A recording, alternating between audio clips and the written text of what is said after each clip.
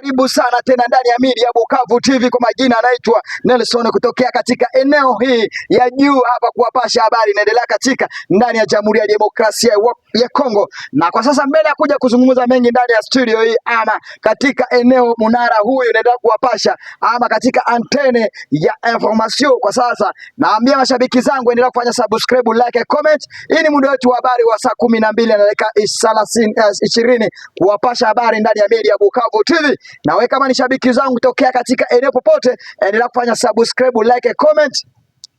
Watu wengi wanajiuliza kwa nini leo jua ni nyingi zaidi, lakini tunashukuru sana kuona kweli kajua kama endelea kutoka katika eneo muda saa 12 ni jua la kwa sababu jua la saa hizi ni jua zile za wazee, kwa sababu nasema ngoja nikuje niwapashe habari, kwa sababu habari yenye ipo tayari ni habari katika mambo inaendelea kuchanganya watu kiakili ama katika diplomasia ya katika upande sehemu popote ya Jamhuri ya Demokrasia ya Kongo. Na kwa sasa mashabiki zangu mnataka kuelewa mengi zaidi, inaendelea kupatikana katika ndani ya Jamhuri ya Demokrasia ya Kongo ama katika eneo katika uwanja wa mapambano katika sehemu tofauti. Na habari tuko navyo lipya leo, habari zenyewe zinaendelea kupatikana katika uwanja wa mapambano katika eneo ya North Kivu na eneo ya Sud Kivu, na atakuja kuwapeleka katika eneo ya Shabunda, na kuja kuwapeleka katika eneo ya hapa mimi nipo sehemu ya Walikale. Kwa sasa mkiangalia mimi mwenyewe, ngoja niwaambie hapa muda wetu wa saa 11 ilikuwa ni saa 11 kamili leo tarehe 26 mwezi wa pili mwaka 2026. Ilikuwa ni muda wa saa 11. Ndege zilikuwa zikipita kwa hanga hapa, hata kama saa hizi kuna hizi ndege zinatembea hapa katika eneo ya Seke. Na kwa sasa ninapeleka huko katika eneo ya Pinga hapa na sehemu ya Mpeti hapa. Kwa sasa kunaendelea kupitikana risasi mabombe tofauti katika eneo tangu muda wa saa 11 wa magharibi, ili wakuje kuwapatia habari yetu ya saa 12 taarifa, kwa sababu ninajua nikiwa na habari ya uhakika inabidi nije kuwapasha habari inaendelea katika eneo hili. Na kwa sasa Mpeti, kwa sasa mnisikilize vizuri, Mpeti na Mpinga kwa sasa unakumbuka, katika eneo ya Mpeti kwa sasa ni wanajeshi wanamiliki katika eneo hiyo, ni wanajeshi wa waasi M23. Katika eneo ya Pinga ni wanajeshi tayari, wanajeshi wa wanajeshi wa FARDC wako eneo ya Pinga. Sasa wanajeshi wa FARDC kutokea Pinga wanaendelea kutuma mandege za circulation katika eneo ya Mpeti kuangalia kila mahali popote ama kona zote za wanajeshi za waasi M23 wapo. Lakini katika taarifa ni kwa nini wanajeshi wa FARDC wanaendelea kutumia vita za hangani bila kutumia vita za chini za miguu. Kwa sasa waliona tayari jeshi la ama tumeona malalamiko, jeshi la waasi M23 katika eneo ya miguu wako na ujuzi nyingi zaidi, na ilibidi sasa jeshi ama diplomatia ya rais Jamhuri ya Demokrasia ya Kongo ilibidi atumie mbingu ya hanga basi, ili angalie kama atakata nguvu ya wanajeshi ya waasi M23. Mkiangalia gisi marafaka ilipitikana katika ama vitu vilisambarika katika eneo ya hapo Rubaya, na kwa sasa ilionyesha tayari diplomasia ya Kongo inaanza kufanya kazi gisi ilibidi. Kumbukeni kitu kimoja, najua nimewaletea habari kusema hivi, hatua Jamhuri ya Demokrasia ya Kongo, majenerali wote walikuwa wakifanya kazi pamoja na rais wa Jamhuri ya Demokrasia ya Kongo mbele kabla Felix Tshisekedi aingie. Wale wote waliteuliwa. Hatua Felix Tshisekedi aliona tayari hawa wanajeshi kuna gisi wanaweza kuwa na mawasiliano, kwa sababu kumbuka ndani ya wanajeshi wa M23 kuna wale tayari walikuwa ndani ya chama cha serikali cha Jamhuri ya Demokrasia ya Kongo, na kwa sasa unajua walikuwa na collaboration avec na wenzao wa komando. Na kwa sasa rais ama diplomasia ya Tshisekedi aliangalia ni je, hawa wanajeshi wanaweza kuwa tayari wanapeana taarifa kwa wanajeshi wa M23. Wale majenerali wote walikuwa kusimamia chama cha serikali, wale wote rais wa Jamhuri ya Demokrasia ya Kongo aliwateula. Kwa sasa rais ama diplomasia ya sasa ya upya ni ile wanajeshi wale wenye tayari wapya zaidi ama makomando wapya. Hii ni taarifa inawaletea kutokea ndani ya media Bukavu. Sasa ukiangalia wakomando wamekuja ama wale wamekuja na hii diplomasia ya Rais Kiseketi, wale ndio wanakuja kufyega ama tunasema nini, wanakuja kupambana na adui kweli muro, kwa sababu ukiangalia kila sehemu popote mashambulizo inaendelea kuwa ni kwa sasa wanashambulia kwa limoja. So adui anasikia tayari huko kumepigwa. Sasa kila adui anaanza kupambana na upande wake ili azingatie upande wake. So ile wakati ya kusema wapeane rafao, sasa kwa sasa imekuwa nguvu zaidi, kwa sababu kila eneo popote FARDC inashambulia, wanashambulia kwa limoja. Hatua huko Rubaya ilikuwa mashambulizi, Uvira nako kulikuwa mashambulizi. Sasa wanajeshi wa Uvira walikosa gisi ya kuja kupeana raforo kutokea eneo kuelekea Nord Kivu, na wanajeshi wa Nord Kivu wanashindwa gisi ya kwenda peana raforo kuelekea eneo ya Sud Kivu. Kwa sasa diplomasia ya Rais Kiseketi Jamhuri ya Demokrasia ya Kongo ya kwenye uwanja wa mapambano unaendelea muno na mvuto moja kwa kali.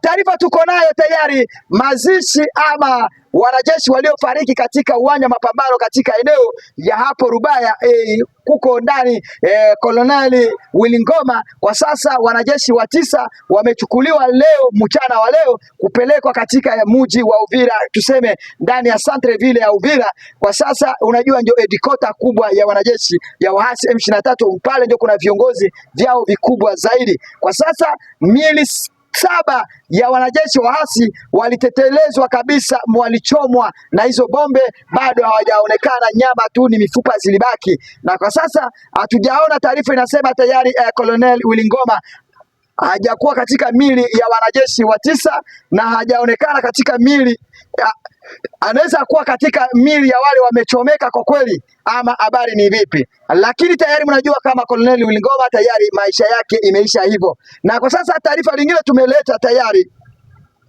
eneo tofauti katika tumekuja kuwapasha habari inaendelea katika eneo ya Jamhuri ya Demokrasia ya Kongo, sehemu ya Shabunda, katika eneo tofauti. Hatua kiongozi ama tuseme Gouverneur Jean-Jacques Purisi kutokea eneo ya Sud Kivu hapo mji wa Uvira, hatua ameendelea kufanya vikakuo kuelekea kupeana msaada kuelekea mji wa Shabunda. Na kwa sasa mbele ni kuja kuzungumza mengi zaidi, na kwa sasa viongozi ama serikali, wanajeshi wa wazalendo kutoka mji wa Shabunda nao wanaendelea kufanya mzozo na kupigana kwa wenyewe. Na kwa sasa mbele ni kuja kuzungumza mengi, nataka sikiliza kwanza hii rekodi uniambie vipi, ama sikiliza hii mambo inaendelea vipi hapa namna gani jameni. Na kama uko pamoja na mimi utaenda kusikiliza ndani ya media Bukavu TV, sikiliza moja kwa moja. Fanya ziara ya kazi kwenye mji wa Lulingu. Hapo Lulingu Ukiwa na mheshimiwa diwani wa jimbo Son Excellence Jean-Jacques Purisi Sadiki. Okay. Kwa malalamiko yenyewe ilikuwa ndani ya mtaa wa Shabunda. Nilifika Shabunda nikamuuliza kama ninaweza fika Lulingu pia sababu ya matatizo fulani. Okay. Kisha Lulingu ilikuwa pamoja na kutokusikilizana ya vikosi mbili vya wazalendo. Walikuwa na achana, lakini sasa kupita yetu pale iliwapatanisha na waliamua kusema watabaki waaminifu kwa kusaidia FARDC iliyo armea ya nchi. Okay. Pia tulijaribu kuangalia matatizo yenyewe ilikuwa katika kitengo cha madini, nako tulijaribu kutumika na tulitumika zaidi na wakuu viongozi wa hapo kusudi sheria na autorite de l'etat irudie, wakati waheshimu wale watu walioteuliwa na serikali kusudi waongozi. Okay. Mimi sawa mchaguliwa wa mtaa wa Shabunda nilikuta malalamiko kwa ngazi nyingi. Kwanza bei ya biashara, hasa vile vifaa vya lazima sana sawa vile chumvi na kazaji, kwa bei mingi kufuatana na vile ndege inatosha vitu Beni na kuileta Lulingu kwa $3 kwa kilo moja. Okay. Nilikuta pia malalamiko inayohusu kilalo ya Isisa. Ile kilalo ilitengenezwa na Somengisa siku katika hali mbovu, na wakaaji walinilizia kusema niwasaidie, na nilitoa azimio la kusema nitawasaidia. Lakini pia niliingia katika mazungumzo na shirika moja inayohusika na umeme. Okay. Shirika liitika kutusaidia kuangalia namna wanaweza kurahisisha kurudia kwa umeme tena katika mji wa Lulingu. Lakini kazi ingali mrefu sababu wakuu viongozi wa Sakima sisi wakubali. Asante sana, tunashukuru zaidi, unasikia vizuri. Anasema tayari eneo ya Lulingu na katika eneo tofauti. Kwa sasa Lulingu kuna mto kubwa zaidi unaitwa Ezeza. Katika eneo hiyo tayari kulikuwa kilalo ama tuseme kilalo imejengwa na ama tuseme wale walikolonizisha Kongo, wale wa Faransa tuseme tayari Somenki au walijenga katika kilalo kitambo. Kwa sasa kilalo hicho kiliharibika, mpaka wanaomba usaidizi ni je, wanaweza kurejesha kuwatengenezea kilalo hilo. Na tatizo ya Jamhuri ya Demokrasia ya Kongo ni nyingi zaidi. Kumbuka viongozi vikiingia katika nafasi, kuongoza nafasi, unieleze kitu kilitengenezwa na wazungu miaka iliyopita, na kwa sasa wanashindwa kufanya kurenovate sehemu wakaaja ama population wako katika eneo hiyo. Lulingu inaendelea kupitikana shida kubwa zaidi. Unieleze chumvi moja inauza $3. Kilo moja kinauza $3. Kwa pesa ya kikongomani ni 5,000 tayari hiyo. Unisikilize, yani shashe moja, yani nusu moja tu ya kilo hilo unavyopima hapo unapea mtu na 5,000 tayari ya kikongomani. Tayari uniambie katika uchumi inaendelea kuwa mbaya katika eneo ya Jamhuri ya Demokrasia ya Kongo. Mahali popote ndani ya vita mambo inaendelea kubadilika. Na kwa sasa taarifa tuko nayo tayari, mnakumbuka niliwapasha habari yetu ya asubuhi kueleza Rais wa Jamhuri ya Demokrasia ya Kongo Felix Tshisekedi ako katika nchi ya Ufaransa, amekutana na viongozi vya Ufaransa kwa kuendelea kuona ni je katika nchi mbili ama zinaweza kuwa pamoja kwa kuwa na uwasiliano pamoja. Kumbukeni wanajeshi wa Ufaransa wako katika eneo ya Kasai hapo kuendelea kupeana mafunzo kwa sababu ya Kasai. Kumbuka na hapo mafunzo ya kivita na huko Kalemi, na kwa sasa mafunzo inaendelea kuwa nyingi sana ya wanajeshi wa Ufaransa. Watu wengine wanajiuliza kusema nini hao wanajeshi wa Faransa wanaweza kuja, wanasema wanakuja kwenye mafunzo, kumbi wamekuja kufanya nini? Kufanya kazi na serikali ya Jamhuri ya Demokrasia ya Kongo. Lakini diplomasia ya Kongo inasema tayari hao wanajeshi wamekuja kufanya kuendelesha mafunzo serikali ya Jamhuri ya Demokrasia ya Kongo. Ni je, watapambana na waasi M23? Hii ni taarifa naendelea kuwapasha ndani ya media Bukavu TV. Kwa sasa nikija kuwapeleka kwa sasa eneo tayari ya hapo mji wa Uvira. Kwa sasa muda wa jioni tulisikia katika eneo ya Minembwe kunaendelea kupatikana tu marisasi. Kwa sasa Minembwe, kwa sasa mambo inaendelea kubadilika kuelekea Katogota na kuelekea katika inaitwa Mpesi na katika eneo inaitwa Kagiri na sehemu nyingine inaitwa Angola. Kwa sasa huko maeneo tofauti kunaendelea kupitikana mulio wa masasi. Na kwa sasa watu wangu, mimi mwenyewe mnajua nikingwa hapa naendelea kuwapasha habari inaendelea. Na ninapeleka katika eneo ya Walungu.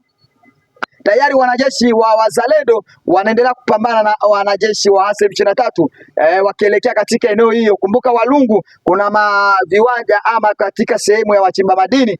La sasa mambo security ya Wazalendo wanaendelea kulinda upande huyo kwa sasa wa M23 wasipenye katika eneo hiyo. Kwa sasa taarifa tuko nayo ya usiku kuwapasha habari iko hivi. Kwa sasa hatujajua tayari mazishi ya waasi M23 kuhusu wanajeshi hao waliofariki itakuwa lini, lakini taarifa ikitokea na kuja kuwapasha habari ya kamili hapo muda wetu wa saa 1 wa asubuhi, kwa sababu ukiwa pamoja na mimi nenda kuwapasha habari inaendelea katika Jamhuri ya Demokrasia ya Kongo, na support yenu ninaikubali na ninaitaka.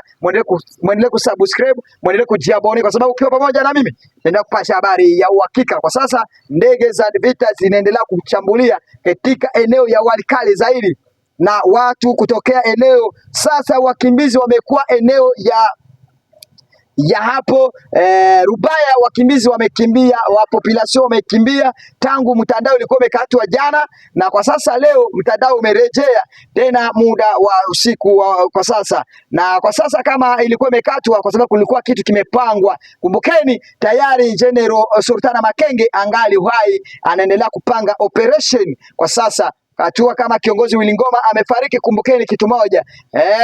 Kwa sasa wanajeshi hawa wamekuja kujipanga. Watu wengi inabidi wawe makini sasa katika uwanja, katika eneo popote. Kwa sasa katika eneo ama tuseme wazee na watoto wale. Kwa sasa eneo ya Rubaya watu hawaende shule kwa sababu ya mapambano ya vita. Kumbukeni, vita ya drone ama vita ya kindege haichague adui na haichague population. Kumbukeni kitu moja, adui kama mwanajeshi yako katika eneo ya population, sasa bombe kipiga tayari nao watakufa. Kumbukeni, kumetangazwa hawa wanajeshi walifariki na wengine wale walipata waliajiriwa marisasi. Kumbukeni kuna population wengi zaidi wamekufa hapo. Kama wale wamefariki, wale wanajeshi wametangazwa, kumbukeni kuna population ama wakaji wamefariki katika eneo hiyo, lakini hawajatangazwa kwa sababu hao hawana nafasi ya kutangazwa. Na sasa ndani ya media katika Jamhuri ya Demokrasia ama Umoja wa Mataifa umeendelea kuangalia sehemu popote kuna wakaji walikufa ili wapeleke kwenye wazikwe kwa sasa. Na hii ni taarifa kutokea ndani ya media Bukavu TV, muda wetu wa saa 12 wa jioni kuwapasha habari inaendelea katika Jamhuri ya Demokrasia ya Kongo. Asante sana na natakia usiku mwema, muwe pamoja na mimi na inawaambia tuwe pamoja muda wetu wa asubuhi ndani ya taarifa inaendelea kutokea mara kwa mara. Nawatakia mchana mwema.